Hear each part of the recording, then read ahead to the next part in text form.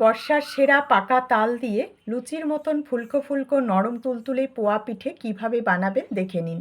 1 cup ময়দা, তার সঙ্গে 1/2 কাপ সুজি, আর দিয়ে দিলাম 1 কাপের একটু কম চিনি, সামান্য একটু নুন।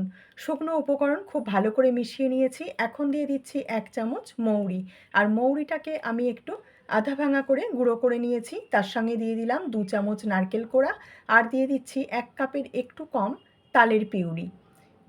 এর সঙ্গে নিয়েছি 1 কাপ নর্মাল দুধ। দুধটাকে অল্প অল্প করে দিয়ে গোলাটা তৈরি করতে হবে।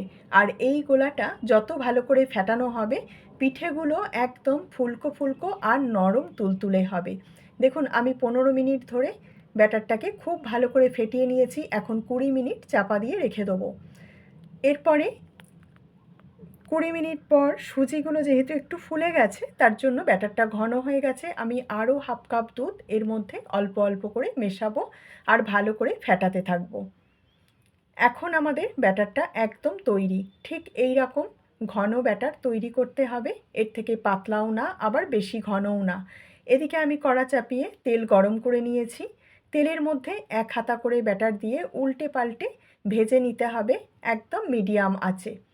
এপিট ওপিট করে লাল লাল করে ভেজে তুলে নেব। সবকটা একই রকমভাবে ভেজে নেব। আর একটা হাতা দিয়ে মাপ করে ব্যাটারটা দিতে হবে, তাহলে পিঠেগুলো একদম সমান মাপের তৈরি হবে। তৈরি হয়ে গেল স্বাদে গন্ধে ভরপুর পাকা তালের পোয়া পিঠে। রেসিপি ভালো লাগলে প্লিজ একটা লাইক করে দেবেন।